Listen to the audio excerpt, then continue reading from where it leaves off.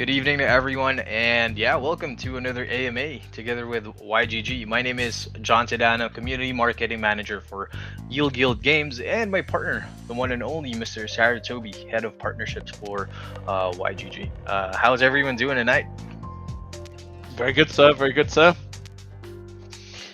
Yeah, I mean, we have a very special guest. We've actually been looking into this game for quite a while now. We've been talking about having the AMA ever since last year, but finally, it's happened. And yeah, we have the one and only Josh Grant joining us tonight, the CEO for Untamed Isles. So, Josh, why did you go ahead and introduce yourself? Yeah, thanks so much for having me, and I'm looking forward to answering as many questions as best I can. My name is Josh. My background is sales and marketing. I'm a tech entrepreneur. I've been running a business called Channel Fireball Group and the trading card and collectible space for the last few years, few years now, and just recently have started up a new game studio, Fat Loot Game Studios. Which we're headed up here in New Zealand, and we're building out our first couple of game titles and that are coming to market this year. Untamed Isles, but being our leading flagship title, the MMORPG monster taming game in the play to earn space, and I'm pretty excited to answer any questions you might have about it. Awesome.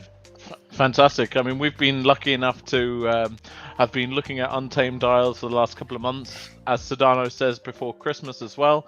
But for those in the audience that don't know yet what Untamed Isles is, would you be good enough to give us a quick overview, the elevator pitch for Untamed Isles, please, sir? Yeah, absolutely. So first and foremost, Fat Loot Studio is all about creating innovative and new swings on existing genres and titles. So what we've taken is we've taken a beloved genre, the turn-based monster taming RPG genre, which is slowly growing in its niche. We've got the Pokemon, your tames, and these sort of assorted games. The Untamed Isles is an open world, socially interactive world based on taming, capturing, taming, and training monsters and battling monsters. The concept of it is basically we've taken a lot of inspiration from games like Pokemon and really just socialified it. So, created those open world, interactive, non-instance combat systems so you can see and experience battles and player interactions and taming and professions happening all around you. Open mic, voice proximity, so that we've really created a living, breathing world. And then we've incorporated, obviously, play to earn into that. So we've created something we like to call game first, crypto second. It's a philosophy we've sort of been architecting, which is the crypto element is actually opt-in, meaning that we can appeal to the mainstream gaming audience and bring a product to market that doesn't require a wallet integration, but all of our assets, tames, currency, all of that stuff can be what we call registered, minted, and crossed between wallets and traded on our marketplace as well as through the in-game auction house. So we're really excited to bring this to market, and it's got all of your mainstream MMORPG functions too, like dungeons, raids, open world PvP, profession grinding, all that great stuff. So we're really excited. Awesome. I mean, yeah, sounds great, dude. I mean, it just really aligns with, the philosophy of YGG with our community, where, like we believe that the community has to be the one to, decide what games they like to play. And you said it's game first and crypto later, and that's I think how it should really work for all the other upcoming games.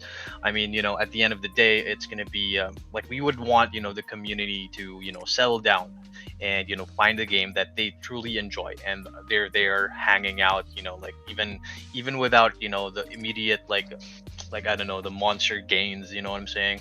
But then they still be playing it, whether or not there's good money in it, for a lack of a better term. But yeah, I mean, first of all, yeah, Josh, I mean, it's good to finally like have you here and get to introduce you and your community to our community. And I'd like to make a big shout out to everyone in our Discord right now. So we have a lot of Guppy Gang members right here, just just dropping all their NFTs. And yeah, just I mean, it's really good to see that that you get that your community is actually now interacting with our community, and we hope to build something there. And like later on when the game is released, see the same people, like definitely like in game. But yeah, I mean, going back to the questions, I'd like to ask you. So one of my personal strategies in checking out games that I would like later on try out is I like to know more about the team. So I mean, aside from you, how does it actually like work in Fat Loot Studios? Like, how many of you guys are there, and how did you guys come together? Yeah, I mean, we've just got some contracts floating around now, so we're sort of sitting in the mid 40s. But by the time we're hoping, if all the contracts are signed that are out at the moment, it'll be around 50. And that's an assortment of a small operation and marketing team. The vast majority of the staff are animators, 3D artists, 2D concept artists, programmers, networking engineers. Just everything that you need to build a fully networked MMO RPG. It's a small team, but it's scaling. We're envisioning that we'll probably be over 100 staff by the end of this year. We've just finished hiring two additional game designers for the studio, and our spin-off title of the Untamed Isles is going into active development within the next few weeks.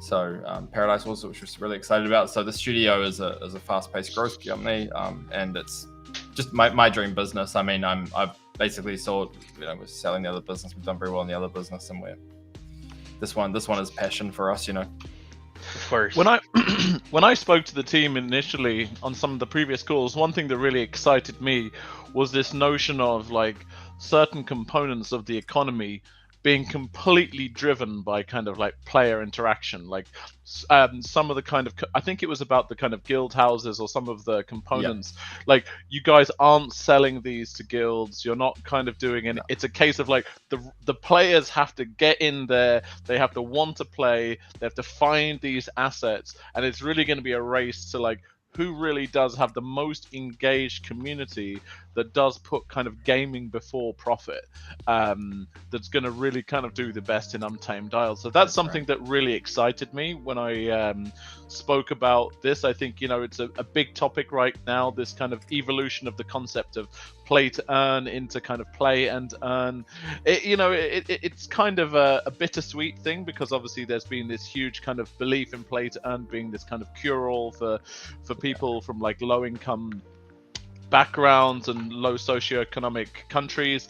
But I mean, I think realistically there is still a huge potential for kind of play and earn to kind of be of huge assistance to many people around the world. But I do think there needs to be a bit of an expectational change, and I think that it's games like yours that need to embrace that. And it's really great to see that as well, like there is that kind of player driven economy component to what you guys are doing, rather than just like kind of, we're considering that there's so much fast money in the space right now. So that's the thing, right? We had a vision and it wasn't about the money for us. So by adopting a lot of the philosophies and trying to pioneer the game first, crypto second, we actually voided our right to raise a lot of money. So, I mean, we didn't have land sales, we didn't have asset sales, we didn't have a token sale, we didn't have anything. So we went to Kickstarter and marketed to gamers and just pitched ourselves to gamers. We raised just about $1 million there, and then the rest of it's been done through private equity funding and self-funding. But, it was one of those things where the Untamed Isles really symbolizes, a change in the space and something that I believe is the future of the space. And that, like I just mentioned, we're not going to sell, the studio's not going to sell things directly to the guilds, the players, because we want the players to get that through gameplay. We want people to be rewarded through playing. And then after that point, it can be sold to the guilds or, but it's... So you hear that, guys? This is a challenge for those in the audience. We need to be ready to jump into the world of Untamed Isles and make that stamp for YGG. Make sure that we claim our rightful place as one of the leading guilds. But it's going to take time and dedication, guys. So for all those in the audience, you can build an empire, but it's off the back of blood and sweat, But I was gonna say, guys, but yeah, so that was a really big challenge for us. But again, like, mainstream gamers, one of the biggest fears they have in the crypto space is the pay to win and the cost of entry. So we had to remove that. So for a brand new studio, ignoring all of the fundraising elements that we could have leveraged from crypto was tough. But like, we were just so passionate about it, and we ultimately have like created a Genesis token, the NFT Guppy Gang, and the Paradise Wars, the auto battler, the CCG auto battler we're creating. That's that comes. It still follows the game first, crypto second philosophy, but has a little bit more of like a booster system and a few things. So, we're doing what we need to get the funds needed. But the Untamed Isles is like the MMORPG. The Untamed Isles is just I really. We're very headstrong in our philosophies, and I'm very confident in what we're bringing to change this industry. So yeah. It's definitely something that's great to see, and I'll let you go now, Sedana. But like, it's a great thing to see when there's so many studios just kind of raising crazy money at crazy valuations. It's great to see. I think at the end of the day, depending on how the next couple of years play out, I think it's the studios that really get their heads down, build a really fun game with an engaged community that want to play. I think that's where kind of true sustainability and the kind of real future of kind of play and earn it is. So yeah, well done for that side of things. Sedano, go ahead. Yeah, I mean, I totally agree with you guys. I mean, on the other hand, though, I mean, so you guys are a studio, and what made you decide that like it's gonna be Untamed Isles? That's what we're gonna be like pushing out there first. Untamed Isles for me wasn't like, I decided I wanted to build this game long before I even knew about crypto. So for me, my dream has always been to start a video game development company, and I started a point of sale and finance software in the tabletop gaming space, and learned the ropes of business and raised capital and grew a company. And I'm at a point now where this is we're circling back to my dream, and the Untamed Isles is just one of the titles on the checklist, but there's others. I have a huge passion and love for survival PvP games as well. There's a variety of games that I have a huge passion for, but the Untamed Isles came off like one of my fondest nostalgic memories of gaming, which was less like the entry, like the red and blue Pokemon craze that got me into gaming, like some of my first games. And I guess kind of like my disappointment at the evolution of the genre, and just wanting to see it, because I evolved from single player gaming and finding myself only immersed in multiplayer gaming. I needed the social interaction. I needed other people to be involved. I needed to measure myself against other online players and interact with people. And during this time, and then obviously that genre just never came there. So I got to a point where I sort of thought, like, if it's not going to go there, like I'm going to have to poke it with a stick and do it myself. So the Untamed Isles, is just, it's a really sort of like deep-seated passion project that's been in the planning phase for many years, and is just now in execution. Yeah, I mean, dude, aside from the concept of having like an MMORPG game, that it's actually like not only patterned from like the OG I don't know, like mobile game, we would say. I mean, OG game, Pokemon. Yeah. But bringing that to life, in the crypto space, like now, especially like having inspiration from all of that, like you're going to be attracting a lot of not only younger audiences, but also the older ones. I mean, not to mention the artwork, and just basically, I mean, you even have a book. So my telling was more about the Untamed Isles series. So I think it's on Amazon, right? Yeah, sure. So I was very passionate that the Untamed Isles wasn't about building just a game.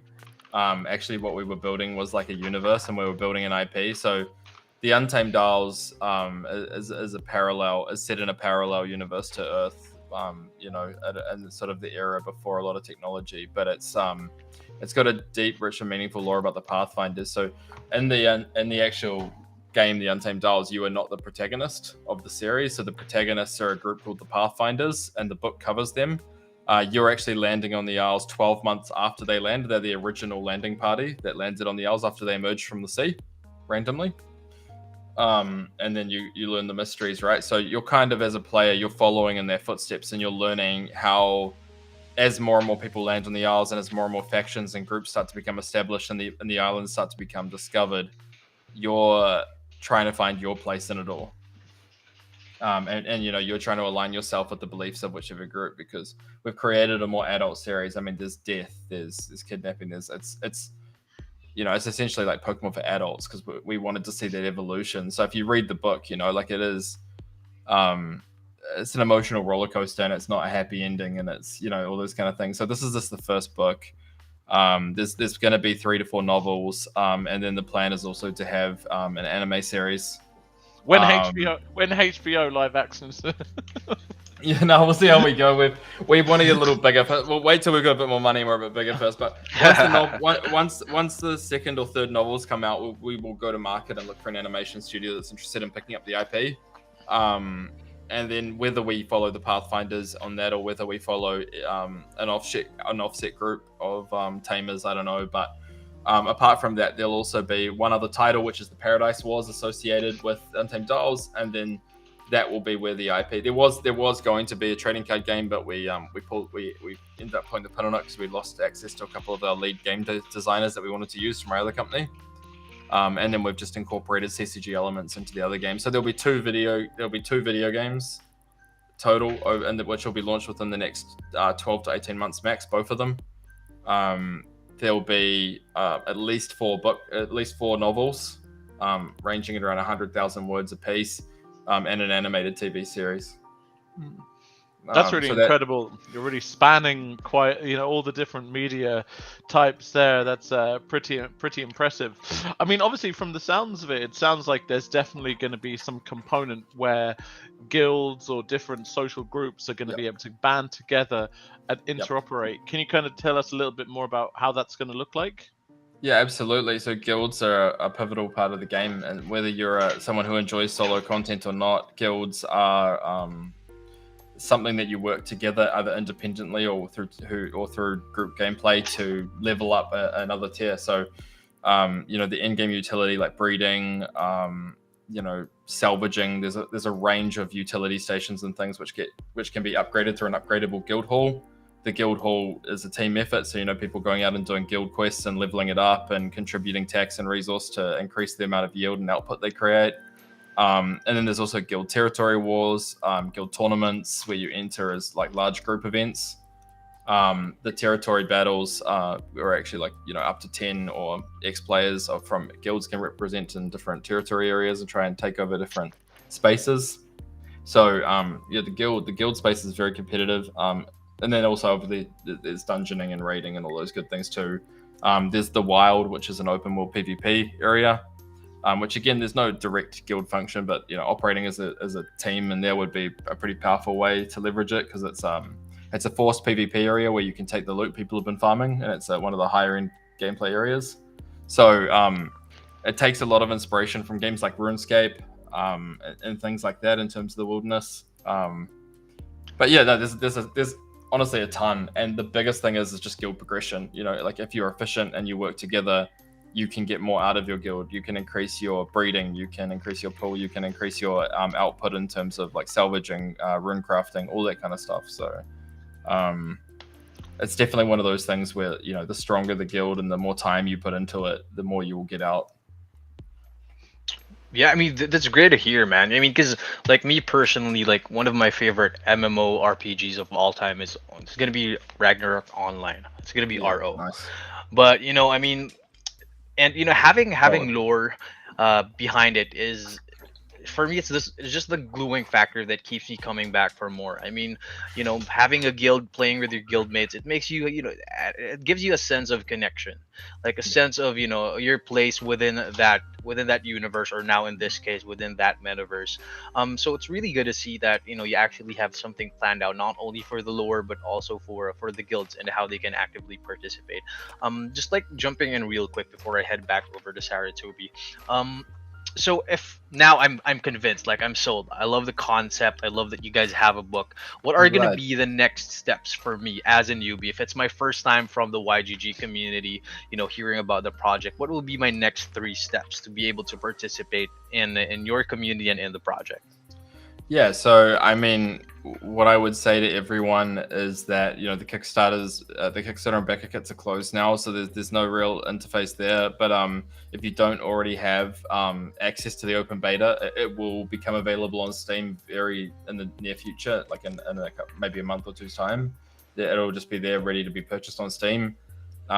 You're probably looking at around $20 to $30 to buy the game.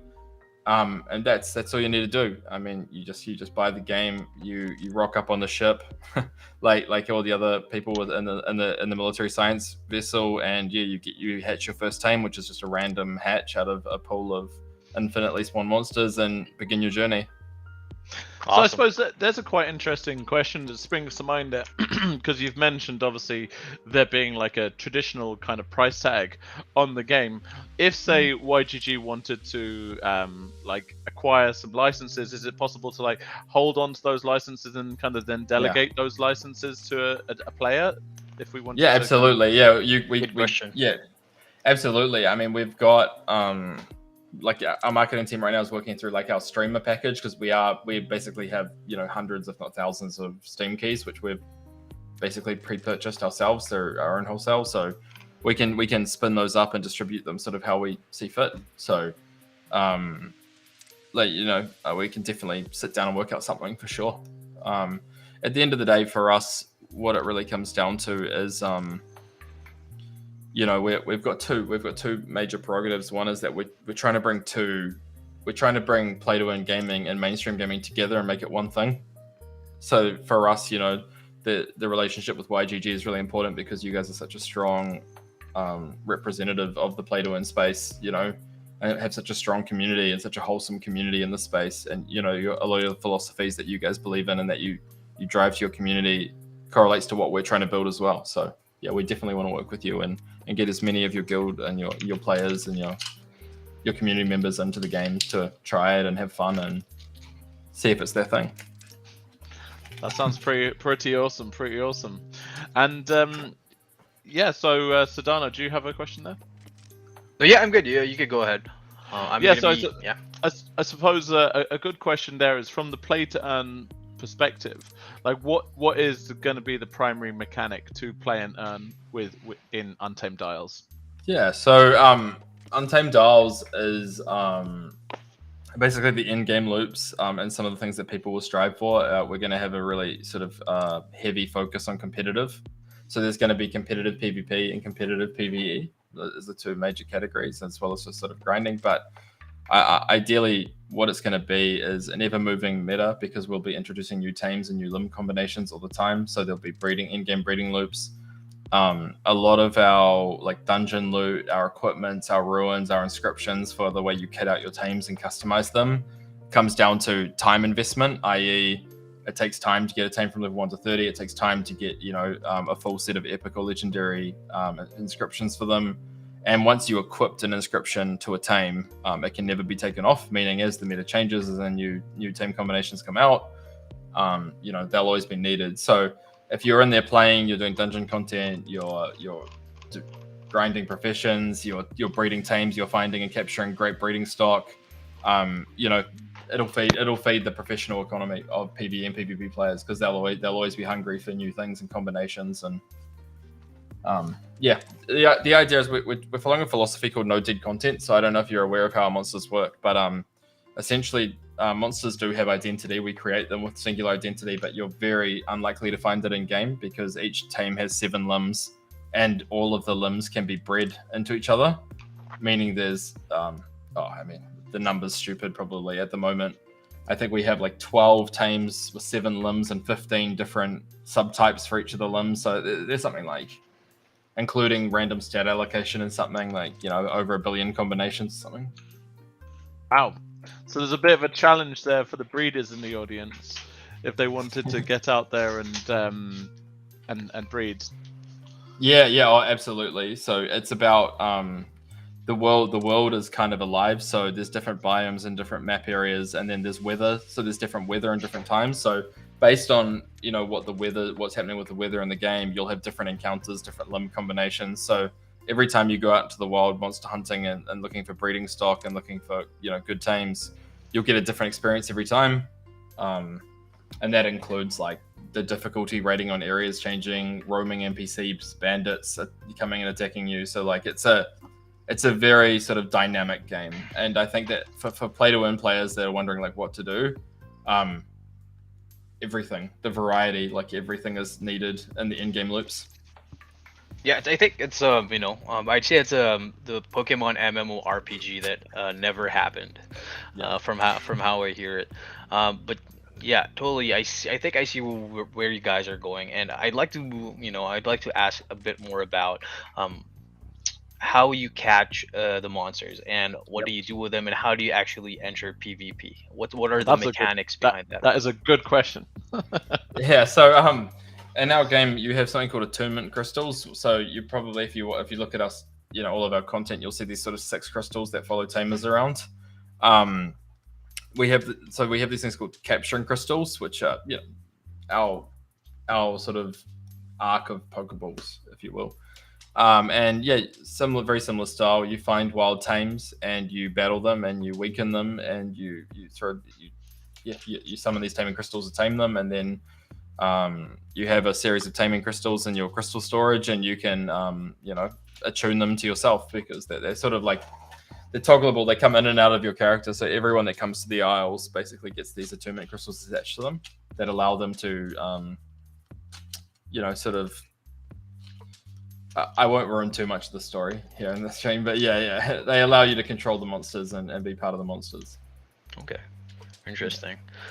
I mean, just real quick before I jump back to Saratobi, I mean, how about for esports? Is Untamed Isles built, or does it have the infrastructure, like, and the planning to actually cater to esports and competitive players? Yeah, our other company was hosting 15 global tournaments a year for Hasbro's, the Magic the Gathering. We're very Oh, used to, yeah. So before COVID, obviously, but we basically have a huge background in events, and we're very excited about it.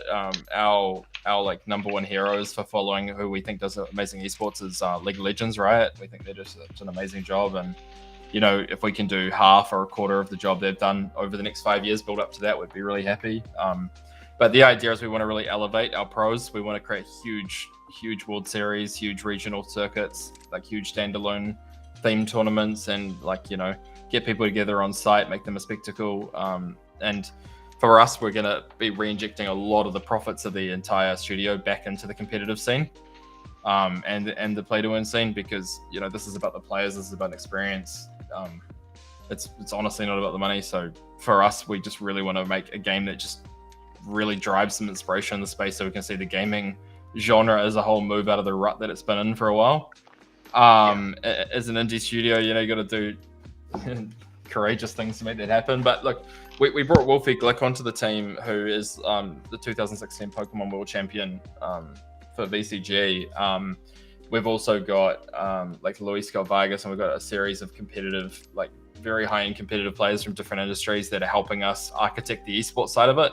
But yeah, like it's a huge part of our vision, is to like really make that world championship every year like really big.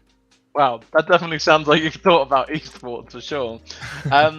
Shifting away from esports and kind of just diving into kind of tech for a second, obviously it definitely sounds like you're trying to be cautious about how much the kind of crypto piece kind of creeps onto the kind of game experience.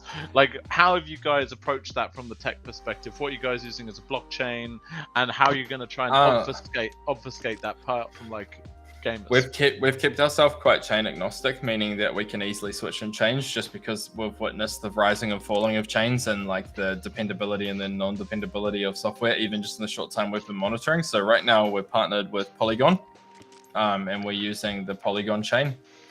And what we've basically got is it's not live integrated into the game servers, because we don't believe that it's like fully scalable, and there's a lot of downside that comes with fully integrating live like events onto the chain, because it also really restricts you from changing the game or from content releasing on the game. So what we've done is we've created a system called Scroll, which is our intermediary. So Scroll is our consumer intelligence ledger.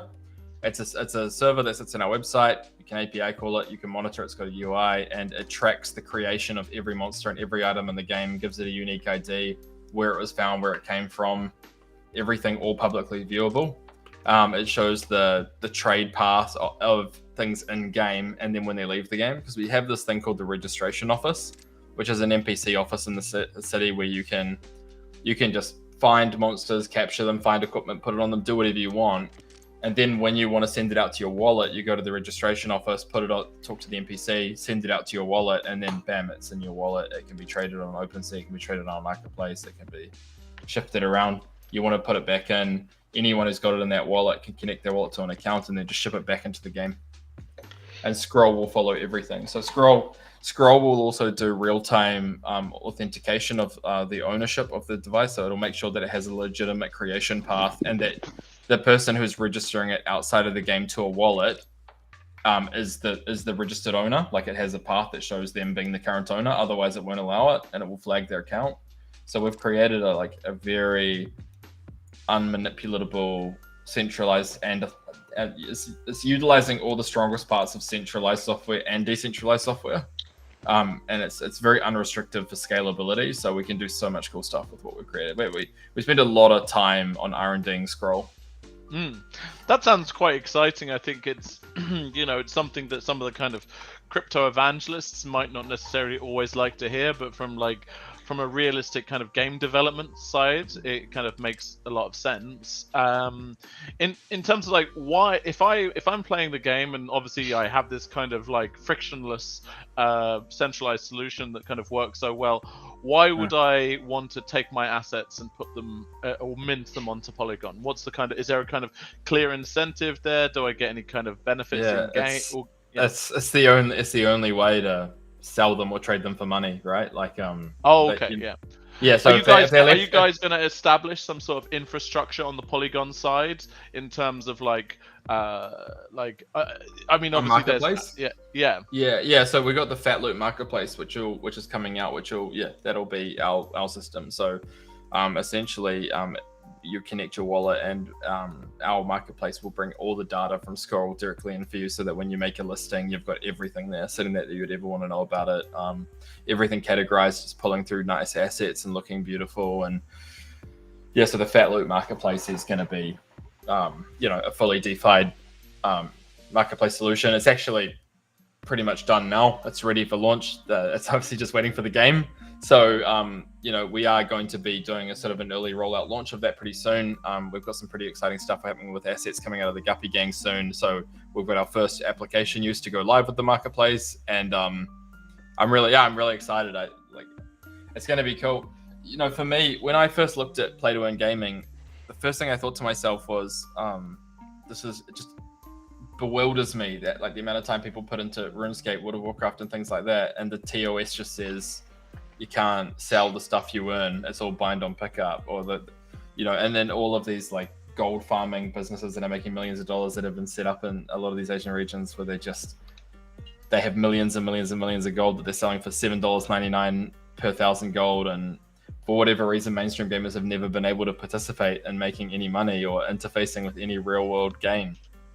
And it's just time to break down the wall, and it's not all about the studio making money. The players should be able to make money too.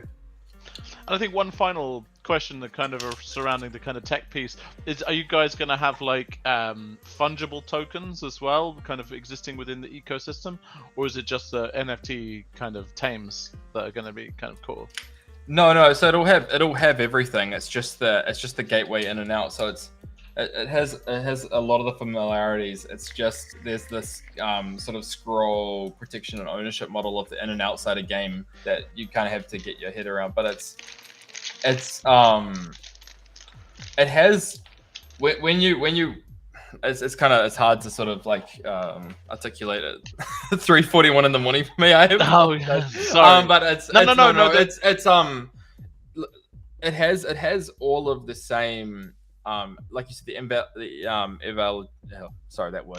Invalidist. Oh man, I'm so tired. But they essentially the real enthusiasts that believe in full decentralization. Yeah, it may come with some issues to them, but it has a lot of the same dependencies on the game studio, because the game studio, whether it be Axis or whatever game it is, there is centralized risk that they have to uphold to keep things going and to keep the wheels on, right? That they have to commit to, and ultimately, what you look for in a scalable company is you look for credibility, trust, integrity, all these things. And we're coming straight to market with proven business history, fully doxed.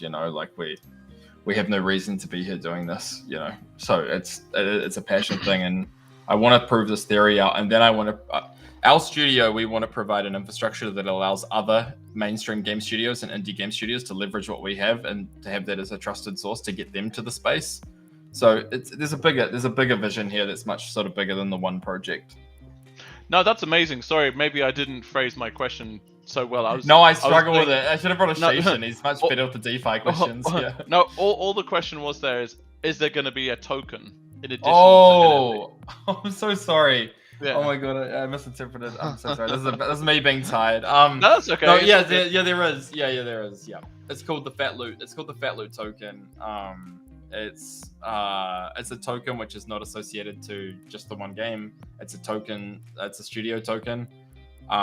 We plan to be a pretty large indie game studio. I mean, we want to be developing 2 or 3 titles at any given time with 2 or 3 fully independent teams, so no resource sharing, like 3 sets of game developers, 3 sets of programmers, 3 sets of artists. So for us, creating a token which was used across all of our titles from now until the future made a lot of sense, because we're going to have some titles like Untamed Isles, which are really game first, crypto second. We're going to have some titles which are probably leaning more towards a traditional model, the play to earn model, but bringing in our philosophy. And then we're probably also just going to have titles that are, just not, there's not a whole lot of play to earn in them just because it doesn't really match the genre or the play style. There's not really however, there'll be like the minimalistic elements, and there'll be the value that the token brings to assets for that anyway, whether they just be cosmetic or whatever. So yeah, it's going to be like a very sort of like dynamic token. And one of the philosophies we've been trying to sort of harbor as we bring multiple games to market is something we're calling UIs and UAs, so universal items and universal assets. So the idea that you can like unlock a really cool mount in the Untamed Isles, that you can register that NFT out, and when we build our pirate survival game in 2 years' time or whatever, you take that mount, you plug that into our pirate game, and in that game it's a different mount. So the ability that the assets you earn now can actually be cross-pollinated to other games and held value in new titles. That might be the new hot thing in 2 years. We're really thinking about future-proofing this, because what's really hard to do is to just have one title and say, right, from now to the end of time, this is going to be the thing. So we just want to make sure that everything moves with us, and that we don't become concreted to one thing ever. We want to be flexible and agile so we can move with the times. Yeah, That's really interesting. That's really good to hear, man. I mean, I think we've touched on it a bit. So, mind you, talking more about Guppy Gang and Paradise Wars. So, I think this is something also in the kitchen for Fat Loot Studios, and yeah, we definitely would love our community to learn more about it straight from you. So the Guppy Gang NFT was basically, we got to this really weird and frustrating point after the Kickstarter, because as you know, through Kickstarter, you can't use ETH, you had to use fiat, right? And we had all these people that were finding out about us and reaching out and being like, how do I buy land? How do I buy an NFT? Where can I buy the token? Like, how do I get involved? And we actually realized that there was not much we could do, and it sucked for us because we couldn't raise the funds to help like scale the studio, but at the same time they couldn't interface. So what we ended up doing was, as we learned about the DeFi space and we sort of consumed the direwolf, and that became Fat Loot DeFi, we re-strategized and we created the Guppy Gang NFT. And what it is it's a Genesis token. It's a Genesis NFT, and similar to the Fat Loot token, it's a key. So it's an early stage adopters. It'll have value in all of our upcoming titles. It'll give you different yield and different passive access to different loot in all the upcoming titles.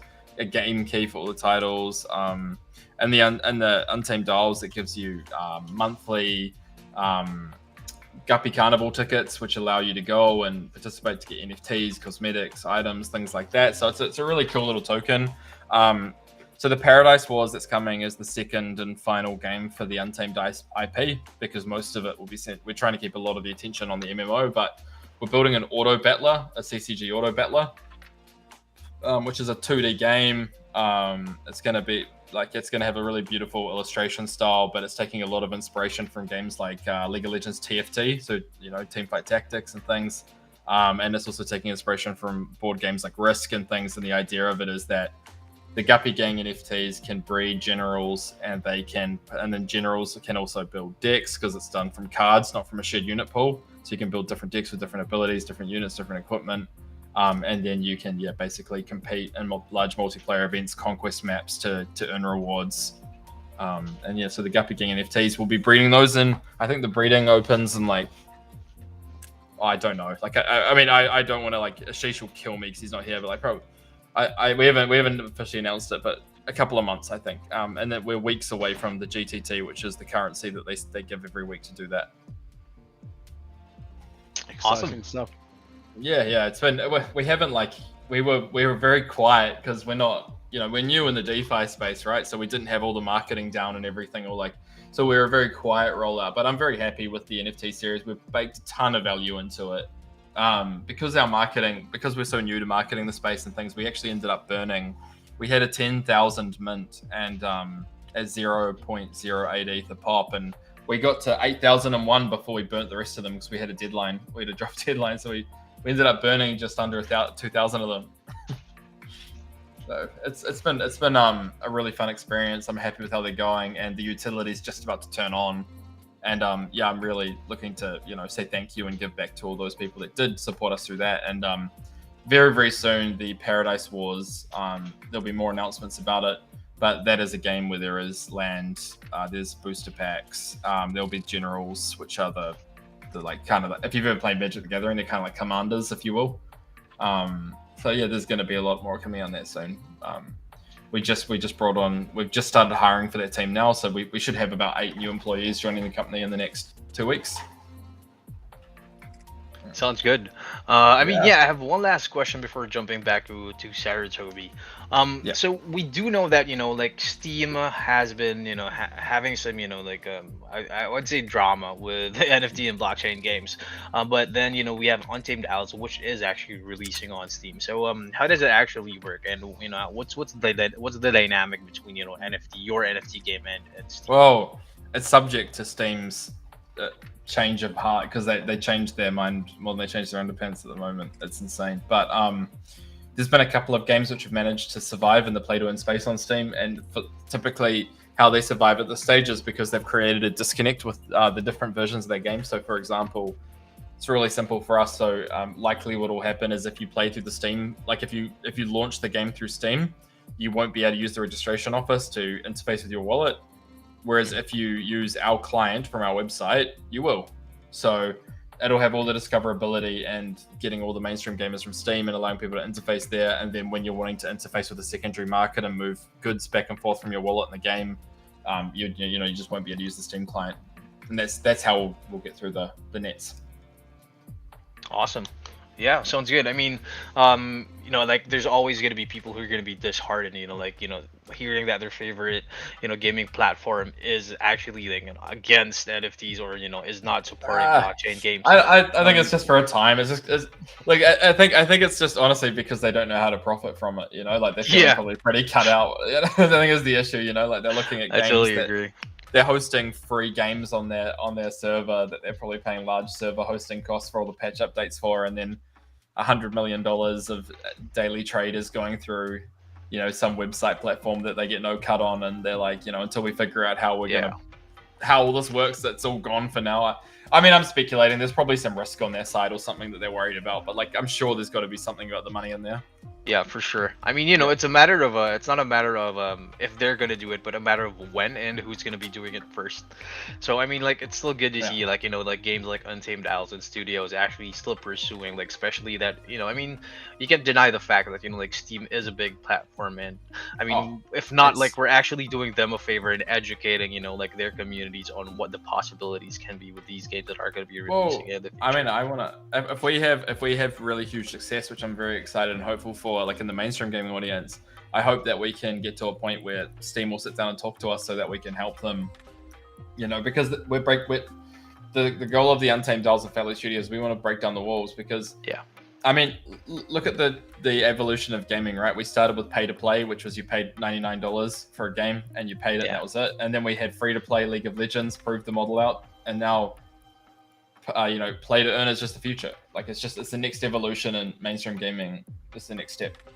Yeah, I mean, not to mention, like the amount of social work that we're doing and onboarding people into the metaverse is like just another side of the whole story. But yeah, I mean, from Yeah, my yeah, for end, sure. it's really good. It's really good to hear from you guys, and I mean, I'd like to make a shout out actually to our friends here on the Discord chat. So from I believe they're from Guppy Gang and from Fat Food Studios as well. Okay. We have Richard and we have Hacks Labs, and we also like we have Lose Wing, who's just dropping some um Untamed Isles Alpha for our community right there. So yeah, shout out everyone who's helping out and tuning in still to our AMA. But yeah, before we do wrap up, so Sarah Toby, do you have any more questions for our guest tonight? No, I suppose I'm pretty. I'm not sure if we kind of had the answer to this question already, but I'd love to know when will be the first opportunity for the YGG community to jump in and potentially start playing. Yeah, well, I mean, we can have a discussion offline about like what access we could provide to YGG specifically sooner. But I mean, if you haven't backed on Kickstarter or you havened backed on Backend at this stage, the next point is open beta. But you'll be pleased to know that we're moving into closed beta like now. So cool. closed. Yeah, so the final round of pre-beta was actually 2 days ago, and it was a huge success. So there was no need to redo it. So we've officially closed off pre-beta.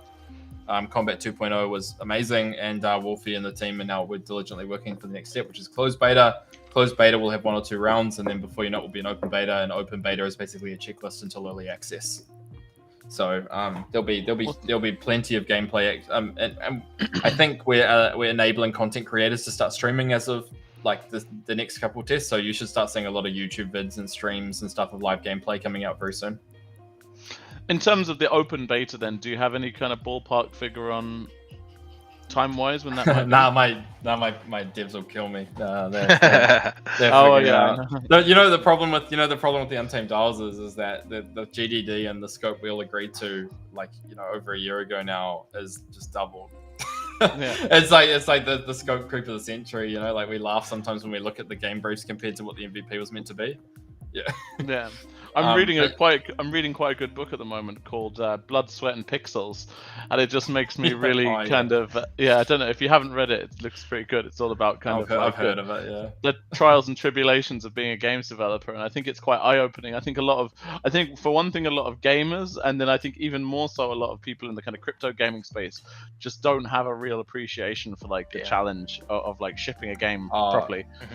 No, it's tough. I'm a huge as a tech entrepreneur. I'm a huge advocate of speed to market and an MVP, but you don't get 2 shots at a first impression, and it's never wise to just rush it out and build a house on sand. You really want to get that foundation right, because if you're planning on being around and you're planning on quickly iterating and adding content to something, you need to make sure that foundation is so solid. So I'd rather spend an extra couple of months making sure I'm comfortable with that. And look, one thing I can tell you is that the Untamed Isles will be in early access within 2022.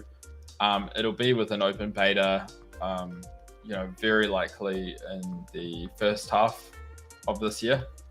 Fantastic. Nice. We're super transparent. If you go to our Discord, you see our dev updates. We're super communicative, so just follow the process. You'll love it. Fantastic. So obviously that leads us into some of the final questions. Obviously, in terms of how the community can keep up to date with you, obviously there's the Discord. Yep. I'm assuming the Twitter. Is there any other places that the YGG community should be? I mean, we do 2 sets of streams. So we've got I personally stream, and I'm always happy to chat about the game and where it's at. So I do game design streams, I do gaming streams. You can come in, you can chat. It's not a big thing. It's usually quite bespoke. And then we have the Untamed Isles stream. So once a week we have AMAs, and they're sometimes with me, but our community manager Taylor will often have him or some of the game designers or marketing team, or the economists will be in there. So there's always a good update every week.